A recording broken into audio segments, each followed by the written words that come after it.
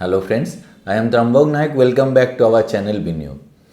আজকে মার্কেট একটু রিভাইভ করেছে। যেভাবে ফল হচ্ছিল কালকে 26শে জানুয়ারির পর আজকে 27শে জানুয়ারি মার্কেট খুলে সকাল দিক থেকে একটু প্রেশার ছিল, কিন্তু ধীরে ধীরে মার্কেট আস্তে আস্তে অনেক স্টকই কিন্তু গ্রিনে ক্লোজ করেছে। তো আমি দেখছিলাম ডেটা যে কনস্ট্যান্ট এফআইআইরা বিক্রি করছে।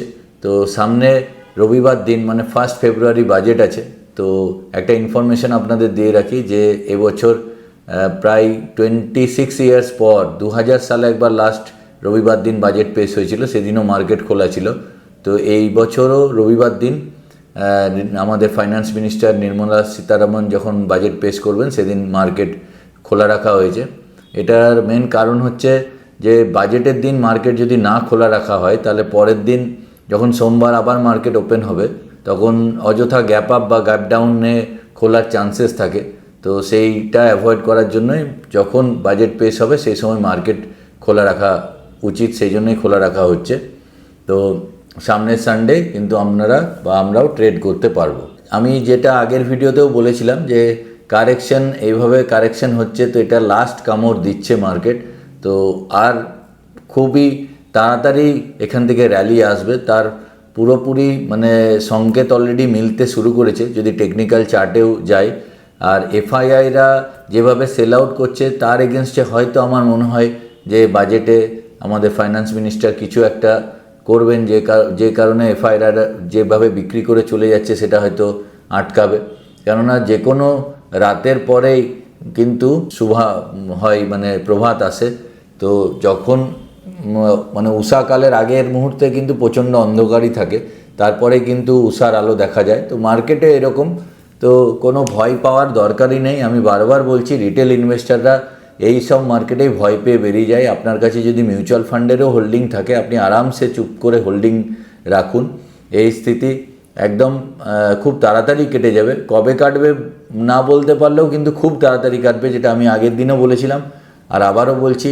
যেটা দেখবেন আজ থেকেই মার্কেট কিন্তু আমার মনে হচ্ছে যে অনেকটা রিভাইভ করতে শুরু করেছে। তার মেন কারণ হচ্ছে ইন্ডিয়ার সঙ্গে ইউরোপিয়ান ইউনিয়নের ট্রেড এগ্রিমেন্ট এফটিএ, যেটা ফ্রি ট্রেড এগ্রিমেন্ট হয়েছে। তো এর ফলে কিন্তু ইউএসও চাপে পড়ে যাবে।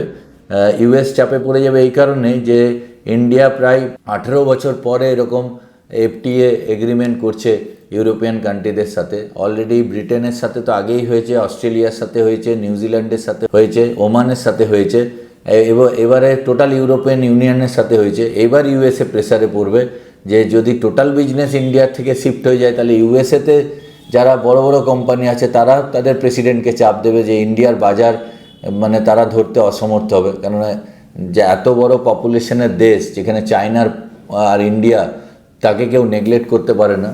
তো ইউএসএরও আমার মনে হয় সুর নরম হবে। দেখবেন কিছুদিন পরে আবার ইউএসএরও ইন্ডিয়ার সঙ্গে যেসব ট্যারিফগুলো লাগিয়েছে এগুলো অনেক হালকা করবে। তো এরকমই হয়। এরপরে ভালো ভালো আস্তে আস্তে আস্তে আস্তে নিউজ আসতে থাকবে। যে ভালো নিউজেও মার্কেট রিয়্যাক্ট করছিল না, খারাপ নিউজে রিয়্যাক্ট করছিল, এখন একটা মোটামুটি নিউজেও মার্কেট আস্তে আস্তে রিয়্যাক্ট করবে এবং ওপরের দিকে যাবে। যদি আমরা দেখি এখানে মার্কেটে কন্টিনিউ সেল আউট করছে এফআইআই। দেখুন এখানে পর পর পর পর এখানে 13ই জানুয়ারি থেকে মোটামুটি 7 জানুয়ারি থেকে কন্টিনিউয়াস এফআইআই সেল করছে আর ডিআইআই বাই করে যাচ্ছে।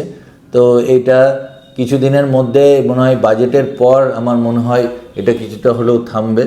আজকে যদি মার্কেট আমরা দেখি তো আজকে মার্কেটে ডিফারেন্ট ইন্ডেক্সে গেলাম আমি। এখানে নিফটির চার্ট যদি আমরা খুলি তো নিফটিতে দেখুন সকালের দিকে আমাদের এখানে 15 মিনিটের চার্টস যদি দেখেন আপনি, তো সকালের দিক থেকে একটু প্রেশার ছিল, কিন্তু তারপরেই যেটা ট্রেড এগ্রিমেন্ট হওয়ার পরেই কিন্তু মার্কেট এখান থেকে 2টোর পর থেকে মার্কেট পজিটিভ নিয়েছে। আর আর দেখুন গ্রিন ক্যান্ডেলও তৈরি হয়েছে নিফটিতে।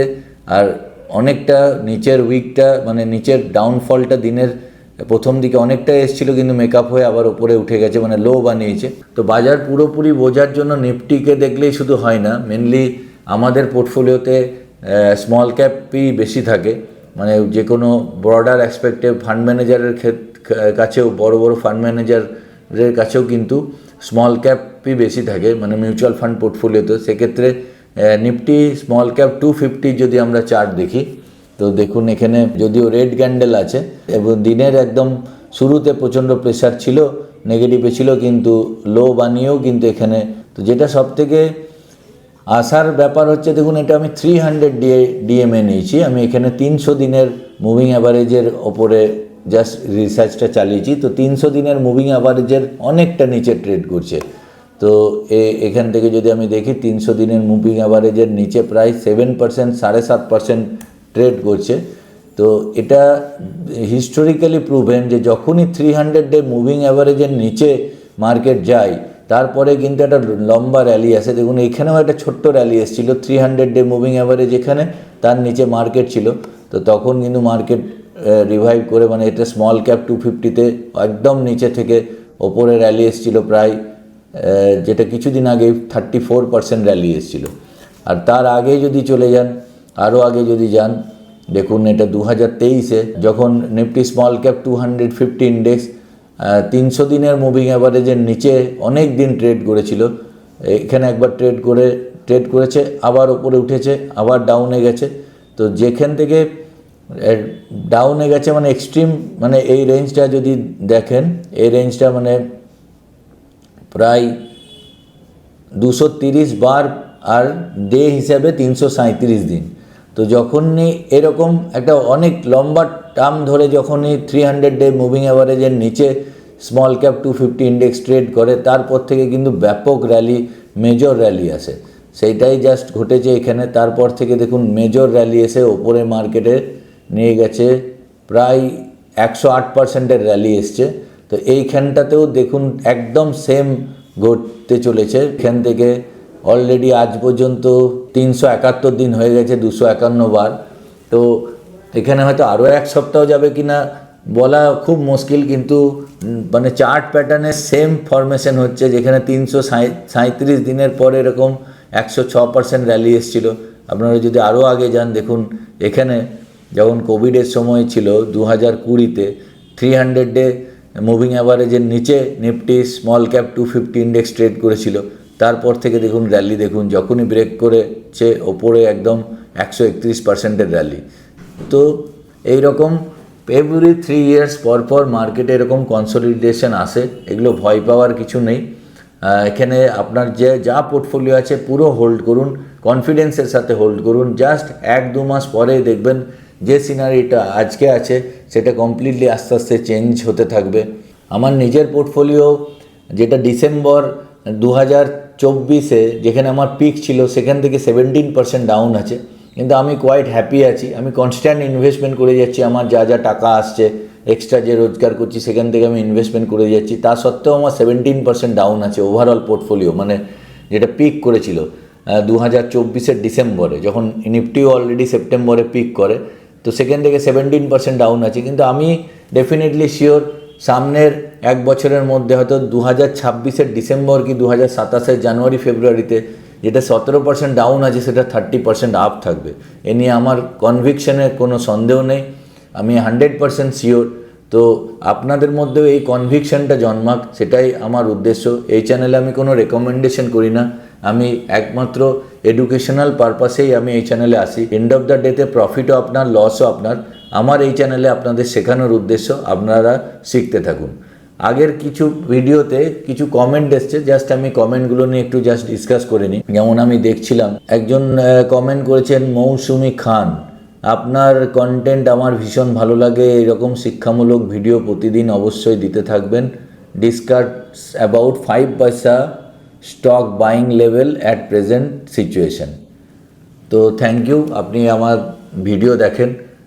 তো 5 পয়সা ক্যাপিটাল নিয়ে আমি কিন্তু কিছুদিন আগেই ভিডিও করেছি। কারেন্ট সিচুয়েশনে আমার মত বদল কিছু হয়নি। আপনি এই চ্যানেলে গিয়ে আপনি 5 পয়সা ক্যাপিটাল যদি আপনি না দেখে থাকেন ভিডিওটা দেখে নিতে পারেন। আমি জাস্ট আপনাকে এখানে দেখাচ্ছি, 1 সেকেন্ড। এখানে আমাদের বিনিয়োগ চ্যানেলে আমি কিছুদিন আগে 3 উইকস আগে 5 পয়সা ক্যাপিটালের ওপরে ভিডিও বানিয়েছিলাম। তারপর থেকে একটা ভালো রকম আপসাইড দেখেছিলাম প্রায় 13-14%-এর। তারপরে আবার মার্কেট পড়াতে একটু পড়েছে। তো আমার সেম ভিউই আছে। যদি আপনি এই ভিডিও দেখেছেন তো সেই ভিউই আপনি কন্টিনিউ করুন।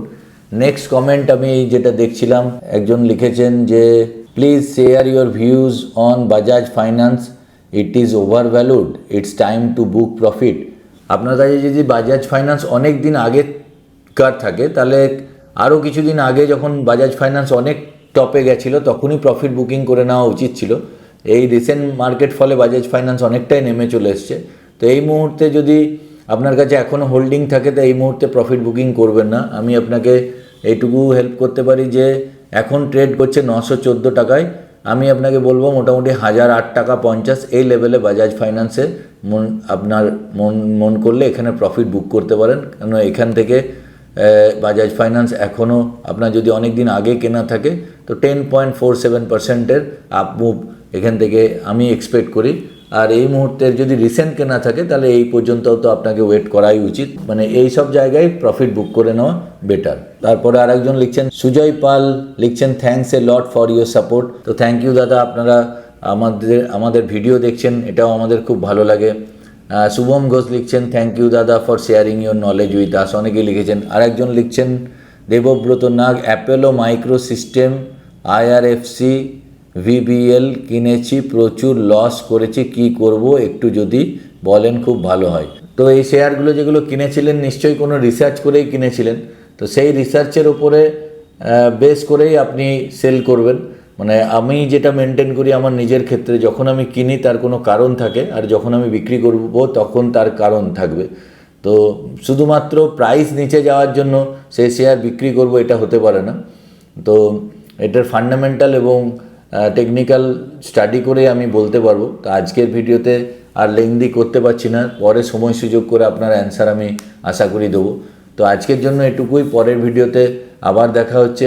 ভিডিওটি যদি ভালো লাগে তো প্লিজ একটি লাইক করবেন, আর বন্ধুদের সঙ্গে শেয়ার করতে ভুলবেন না, আর বন্ধুদেরও সাবস্ক্রাইব করাবেন। আর নিজে যদি এখনও সাবস্ক্রাইব না করে থাকেন তো সাবস্ক্রাইব করবেন। খুব তাড়াতাড়ি দেখা হচ্ছে পরের ভিডিওতে। জয় হিন্দ, জয় ভারত।